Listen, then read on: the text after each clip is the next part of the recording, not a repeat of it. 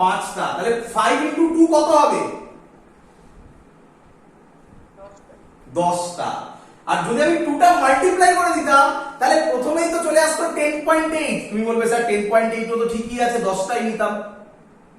কিন্তু এবার দেখো, ধরো এটা এলো 5.6, বলো কটা নেবে?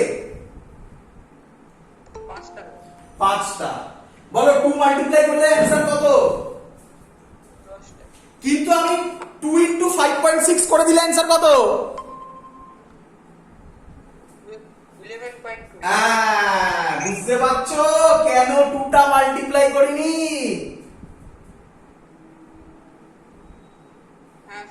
ফিল হয়েছে? তাহলে এটা মাল্টিপ্লাই করবে না ভেতরে, এটা যা পাবে তাকে ইন্টিজারে এনে তারপর 2 দিয়ে মাল্টিপ্লাই করবে। চলো অঙ্ক করে নি। খুব কঠিন কি? খুব কঠিন লাগলো? তাহলে তোমার শুধু এই ফর্মুলাটা মনে রাখার দরকার। টোটাল নাম্বার অফ মিনিমা এটা, টোটাল নাম্বার অফ ম্যাক্সিমা কত ছিল?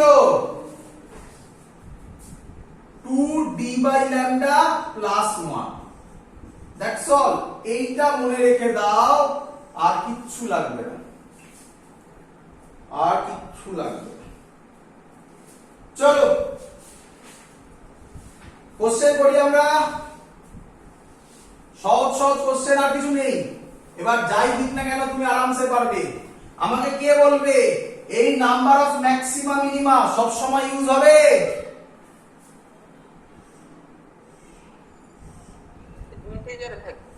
না না, আমি ওটার কথা বলছি না।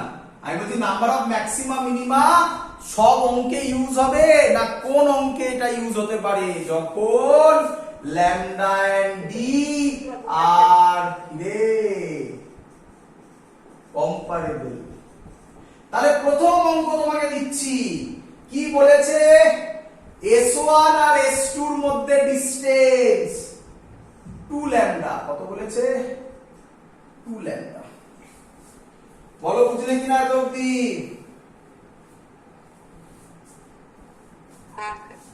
তাহলে অ্যানসার কি হবে? দেখো 2 ল্যামডা, এটাই স্মল ডি হয়। স্মল ডি মানে 2 ল্যামডা, কম্পারেবল। তাহলে এবার বলো, তাড়াতাড়ি বলো, নাম্বার অফ মিনিমা কটা হবে? ডি এর জায়গায় কত বসাবে? 2। ডি এর জায়গায় কত বসাবে? 2 lambda by lambda plus half. Lambda lambda কাটলো, 2 প্লাস হাফ মানে 2.5। কত নেবে? 2 নেবে। আর একটা বাইরে 2 আছে, তাহলে কত হবে? 4। বলো বুঝলে কিনা? কিরে 2.5 into 2 করবি? 2.5 into 2 করলে 5 হবে। 5 হবে না 4 হবে? বল বুঝলি কিনা? হ্যাঁ স্যার। 2.5 মানে কটা কমপ্লিট হয়েছে? দুটো, একটা সাইডে দুটো কমপ্লিট ডার্ক হয়েছে, আরেকটা তো হতে পারেনি, হাফ হয়তো থেমে গেছে, তার ইনটু 2 হয়ে গেল। তো এই টাইপের অঙ্ক দেবে, এই 2 ল্যামডা না দিয়ে ল্যামডা দেবে। আশা করবো সবাই ম্যাক্সিমাম পারবে, আর কিছু তো নেই, ফর্মুলা বসালেই অঙ্ক শেষ। চলো ক্লিয়ার সবাই এতদিন? দ্যাটস অল, এই পার্ট কমপ্লিট। নেক্সট পার্ট যেটা দিচ্ছি, এটা থেকে পরীক্ষায় কোশ্চেন এসেছে, এটা একটু মনে রাখবে, তাহলেই হয়ে যাবে। কি মনে রাখবে? এটাকে বলা হয় shapes of interference fringes. Shapes of interference fringes. Next topic, interference ফ্রিঞ্জের শেপ কি? ম্যাক্সিমাম স্টুডেন্ট বলে স্ট্রেট লাইন, এরকমই দেখা যায় বইতে, এরকমই ছবিটা আঁকা থাকে, ব্রাইট ডার্ক, ব্রাইট ডার্ক। না, ভুল। কি ভুল সেটা লিখে দেখাচ্ছি আমি। লিখবে wave, wave number 1 point, wave ঠিকই বলেছো। এটা S1 and S2 আর স্লিটস। স্লিটস মানে বুঝতে পেরেছো, এরকম ভাবে থাকবে কাটা। ওয়েভ S1 and S2 আর slits. Fringes, shape of fringes, shape of fringes will be straight line, straight line। shape কি হবে? straight line হবে। Number 2, when S1 and S2 are point sources, ভালো করে বোঝো। তাহলে কি রকম দেখতে পাবে? এইটা ধরো স্ক্রিন ছিল, স্ক্রিনের মধ্যে তুমি এরকম পেয়েছো দেখতে, তাই না? এইটা পেয়েছিলে দেখতে। এবার স্ক্রিনে কি রকম দেখতে পাবে? দেখো এটা এরকম, তারপরে এরকম, এরকম। তাহলে শেপ কি হলো? লিখবে হাইপারবোলিক। শেপ উইল বি, আর লিখলাম না পুরোটা, হাইপারবোলিক শেপ হবে। এগুলো শর্ট কোশ্চেন বলছি, মানে দেয়, ডাইরেক্ট দিয়ে কোশ্চেন লিখতে দেয়। নাম্বার 3 কোশ্চেন জেই 2013 এ এসেছিল, ডাইরেক্ট কোশ্চেন করেছিল। জেই 2013 এ কি করেছিল? বলেছিল S1 and S2 are horizontal source, তাহলে শেপ কি হবে? অ্যানসার ছিল সার্কুলার, বা আরো ভালো কথায় বললে কনসেন্ট্রিক সার্কেল, বাট আমরা লিখছি সার্কুলার। এটাই অপশন ছিল, কারেক্ট অপশন। কিভাবে এলো আমি থার্ডটা বোঝাচ্ছি, আগে বাকিগুলো সবকটা লিখে নাও। চলো থার্ডটা আমি ফিল করাচ্ছি, দেখো কিভাবে এলো, দেখ ভালো করে বুঝবে।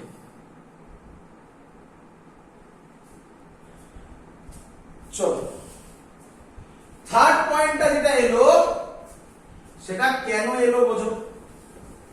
S1 আর S2 কি বলেছে? Horizontal source. মানে কি স্যার? এটা S1, এটা S2, এটা হলো আমার স্ক্রিন। ভাবো, ক্লিয়ার এত অবধি? এবার দেখ, এখান থেকে তুমি আমাকে বলো, এখান থেকে এটা যা এই গেল, এই গেল, এই দুটোর যা পাথ ডিফারেন্স হবে, এই দুটোর যা পাথ ডিফারেন্স হবে, এই দুটোরও, এই তলার দুটোরও, বলো বলো বলো, এই দুটোর যা পাথ ডিফারেন্স হবে, তলার দুটোরও সেম পাথ ডিফারেন্স হবে না? এটা যতটা গেছে এটাও ততটা গেছে, এটা যতটা গেছে এটাও ততটা গেছে, এটা এটা আলাদা আলাদা গেছে, আলাদা আলাদা ডিসটেন্স কভার করেছে। তাহলে এই দুটোর মধ্যে যে পাথ ডিফারেন্স হবে, এই দুটোর মধ্যেও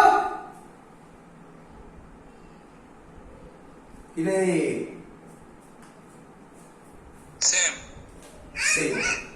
তাহলে এই পয়েন্টগুলোকে যদি আমরা জোড়া লাগাই, তাহলে আমি বলতে পারি এখানে যে ফ্রিঞ্জ হবে, এখানে যদি ব্রাইট হয় তাহলে এখানেও ব্রাইট হবে। তার মানে এরকম টাইপের একটা ছবি আসবে। দেখ বুঝতে পারলি কিনা? এই ফ্রিঞ্জ পাবি, সার্কুলার ফ্রিঞ্জ পাবি। ক্লিয়ার সবার? চলো লাস্ট টপিক, আজকে শেষ, আমাদের আর কিছু নেই। এগুলো ডিফিকাল্ট পোরশনের মধ্যে পড়ে, পরীক্ষায় এসেছিল, যেই 2013 এর কোশ্চেন ছিল এটা। এটা এবার যেটা করছি, এটাও ডিফিকাল্টের মধ্যে পড়ে, দিতেই পারে পরীক্ষায়। দেখো কোশ্চেন, সহজ জিনিস বলছে, path difference produced by a glass slab. কি বলছে? এতক্ষণ তো নরমাল ছিল, এবার বলছে পাথ ডিফারেন্স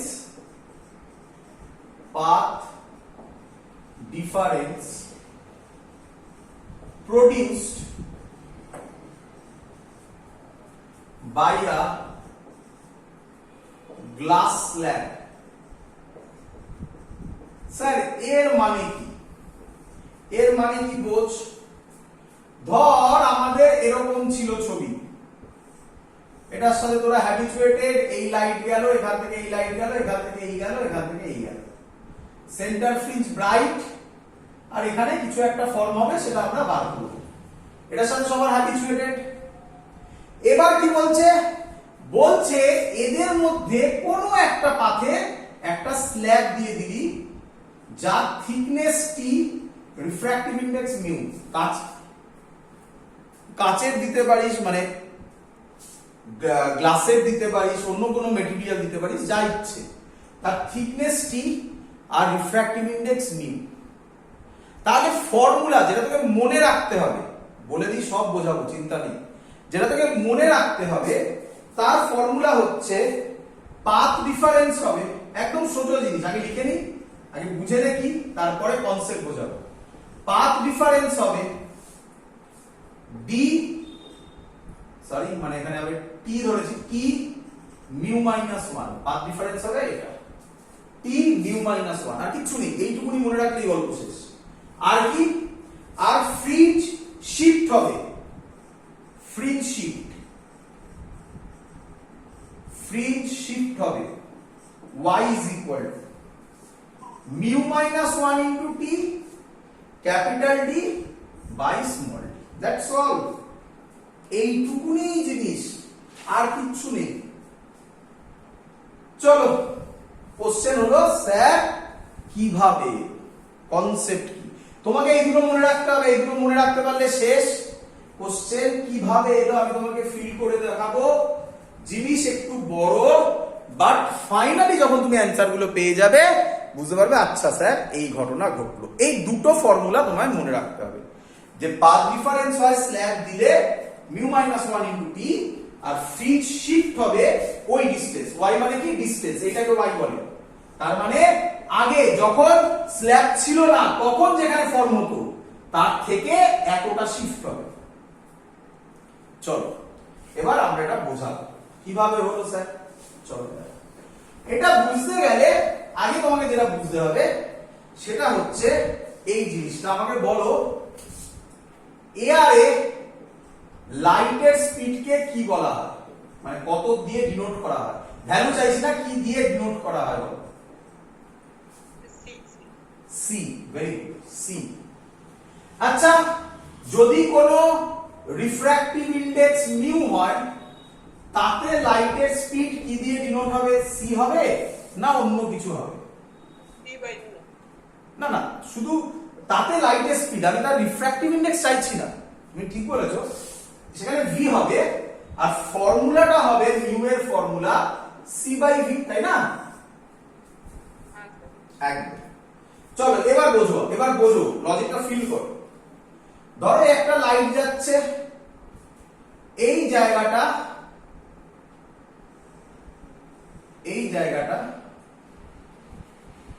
আমি এয়ার রাখলাম, এটা রে 1, তাহলে রে 1 এয়ারের মধ্যে দিয়ে এইভাবে গেল, ভালো করে বুঝবে। এবার সেম রে 2, কিন্তু এবার আমি এই জায়গাটায় টি থিকনেসের মিউ রিফ্র্যাক্টিভ ইনডেক্স রাখলাম, ভালো করে শুনবে, মিউ রিফ্র্যাক্টিভ ইনডেক্স রাখলাম। কে আমায় বলবে রে 2 এর টাইম কত লাগবে ওই স্ল্যাব কভার করার জন্য? বেশি টাইম লাগবে, ভেরি গুড, বেশি টাইম লাগবে, কারণ এখানে তো স্পিড কমে যাবে, তাই না? এখানে তো স্পিড কমে যাবে, এর কম্পেয়ারে এর তো স্পিড সেমই থাকবে, এর স্পিড কমে যাবে, তো কত কমে যাবে আমরা করে দেখি, বলো। টাইম টেকেন বাই রে 2 to travel thickness T in slab কত হবে? আমরা কি জানি স্ল্যাবের মধ্যে যেতে কত টাইম লাগবে বলছি, ফর্মুলা কি ডিসটেন্স বাই স্পিড। ডিসটেন্স কত, ডিসটেন্স গেছে টি ডিসটেন্স গেছে, স্পিড কত ভি স্পিড, বলো ক্লিয়ার কিনা? আচ্ছা ভি মানে আবার এখান থেকে কত হয় সি বাই মিউ, তাহলে v এর জায়গায় আমি যদি বসাই c বাই মিউ তাহলে হয়ে যাবে মিউ টি বাই সি। তাহলে স্ল্যাবের মধ্যে রে টু যেতে যে টাইম লাগে স্ল্যাবের মধ্যে, শুধু এইটুকুনি বলছি, যে টাইম লাগে সেটা মিউ টি বাই সি। আর এখানে বলো এটা যেতে যে টাইম লাগবে সেটা কি হবে? কত সেম থিকনেস টি, কত স্পিডে যায় সি স্পিডে, তাহলে এটা হবে টি বাই সি। তাহলে রে 1 এর টাইম লাগবে টি বাই সি, রে 2 এর টাইম লাগবে মিউ টি বাই সি। বলো ক্লিয়ার কিনা?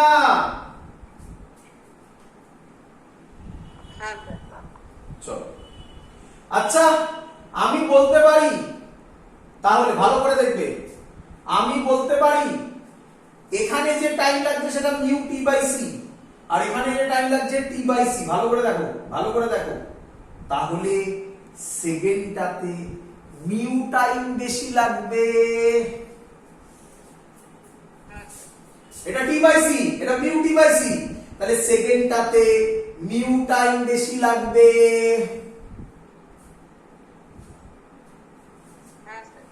আচ্ছা, অথবা এইভাবে বলো, অথবা অন্যভাবে বলো।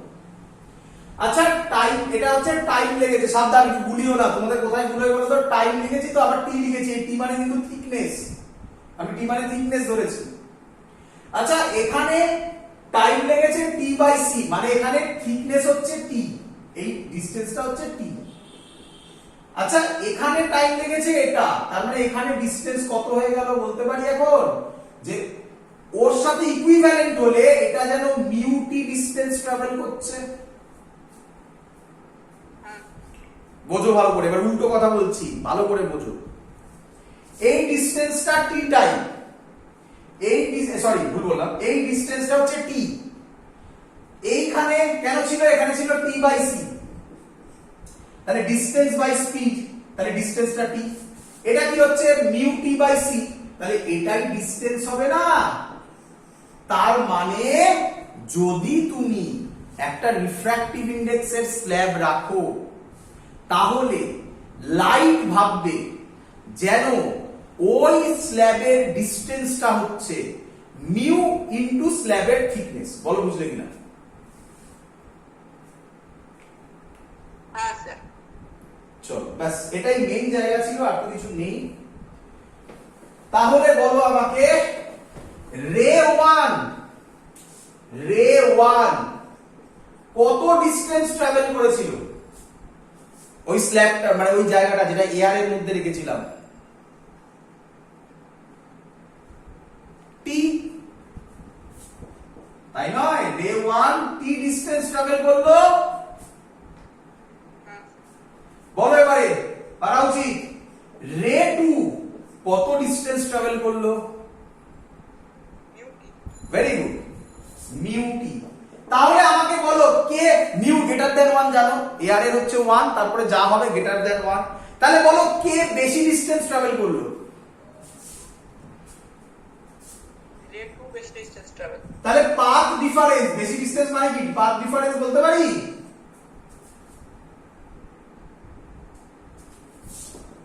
মিউ টি বড় বললে মিউ টি মাইনাস টি, টি কমন নিয়ে মিউ মাইনাস 1। বলো ক্লিয়ার কিনা? এটাই ফর্মুলা লিখেছিলে তুমি, এটাই লিখেছিলে, বলো বুঝলে কিনা?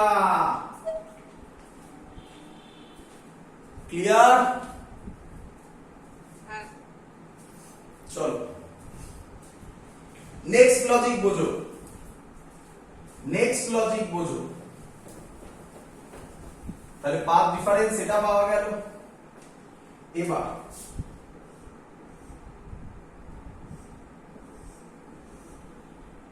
যদি কিছু না থাকে, যদি মাঝখানে কিছু না থাকে, তাহলে কোথায় সেন্ট্রাল ব্রাইট ফ্রিঞ্জ পাবো? এখানে ওতে, একই নয় বলো?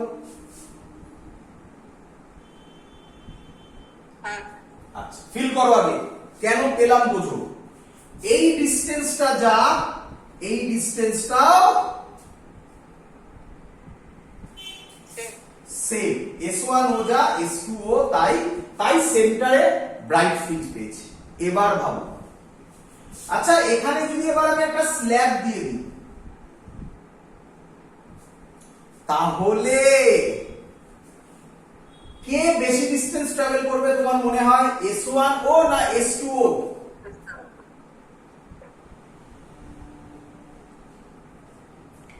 S1 বেশি distance travel. Very good, S1 বেশি ডিসটেন্স ট্রাভেল করবে। কত বেশি ডিসটেন্স ট্রাভেল করবে? মিউ টি এর যদি থিকনেস টি হয়, মিউ যদি রিফ্র্যাক্টিভ ইনডেক্স হয়, কত বেশি ডিসটেন্স ট্রাভেল করবে? লজিক ধরতে পারছো আগেরটার থেকে? মিউ টি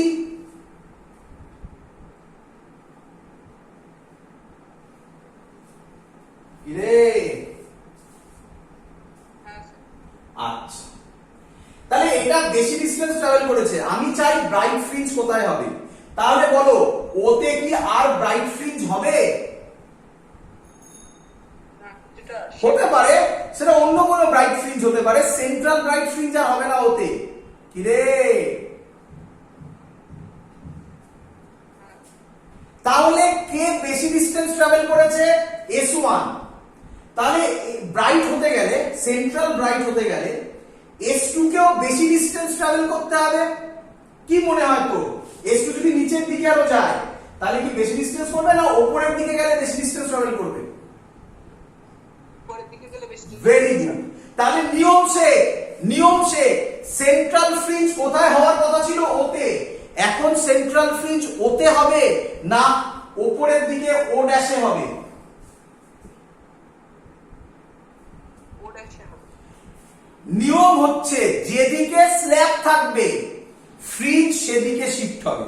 যেটায় স্ল্যাব আছে ফ্রিঞ্জ, নিচেটায় থাকলে নিচে শিফট হতো, উপরেরটায় আছে উপরে শিফট হবে। কত শিফট হবে আরামসে বার করবো। দেখ, আমি বলতে পারি এই স্ল্যাব দেওয়ার জন্য যে পাথ ডিফারেন্স হয়েছিল এক্ষুনি করেছি, মিউ মাইনাস 1 ইন্টু টি। কিরে করেছি? হ্যাঁ স্যার। আচ্ছা, আমরা পাথ ডিফারেন্সের ফর্মুলা আবার শিখেছি। D sine theta, if theta small sine theta হবে ট্যান থিটা, এগুলো আগে করেছি। এই ডিসটেন্সটাকে আমি ধরলাম y, এই ডিসটেন্সটা তোরা জানিস ক্যাপিটাল ডি, তাহলে হবে y বাই ক্যাপিটাল ডি। তাহলে mu minus 1 small T is equal to D sine থিটার জায়গায় আমি লিখতে পারি ট্যান থিটা মানে y বাই ডি। তাহলে y হবে mu minus 1 into T capital D by small D. এতটা ফ্রিঞ্জ শিফট হবে, এটাই তুই মনে করে দেখ, ফাইনালি ফর্মুলা লিখেছিলাম। ক্লিয়ার? হ্যাঁ। চলো লাস্ট একটা কোশ্চেন দিচ্ছি, আমি আশা করবো সবাই পারবে। দেখা যাক, লেখ, মুছে দিলাম। তাহলে শুধু এই ফর্মুলা দুটো মনে রেখো। ফ্রিঞ্জ কত শিফট হবে? Mu minus 1 into T capital D by small D. কোন দিকে শিফট হবে? যেদিকে স্ল্যাব থাকবে, উপরে থাকলে উপরের দিকে, নিচে থাকলে নিচের দিকে। দেখি এবার পারো কিনা এটা বলতে।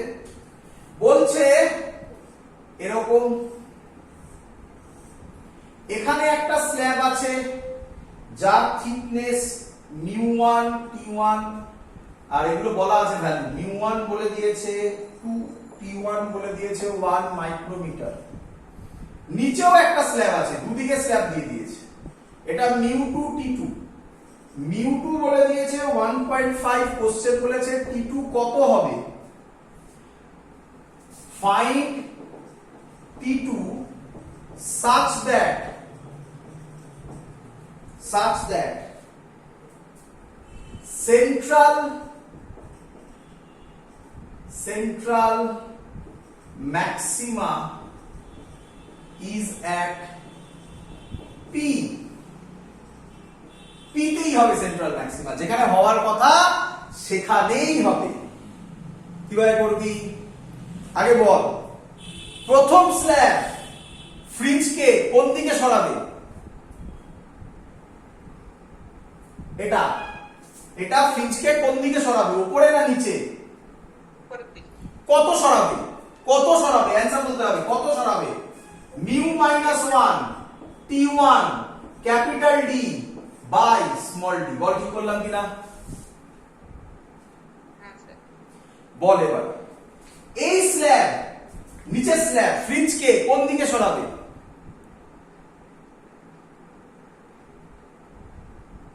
নিচের দিকে সরাবে। নিচের দিকে সরাবে।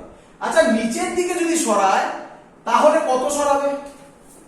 মিউ মাইনাস ওয়ান, না মিউ তো নয়, আলাদা আলাদা, এটা মিউ ওয়ান ছিল, এটা মিউ টু মাইনাস ওয়ান ব্র্যাকেটে T2 capital D by small D. বলেছে সেন্টারটা সেন্টারই হবে, তার মানে এই সেন্টারটা উপরের জন্য যতটা সরবে নিচেরটার জন্য ততটাই নিচের দিকে সরবে। হ্যাঁ। তাহলে এই দুটো ভ্যালু কি সেম? অঙ্ক সলভ, এক লাইনে অঙ্ক solve. Capital D small D কেটে গেল, T2 এর ভ্যালু বের হলো μ1 -1 T1 বাই μ2 -1। আমি আশা করব আমাকে আর করতে হবে না, তোমরা ভ্যালু বসিয়ে দিতে পারবে।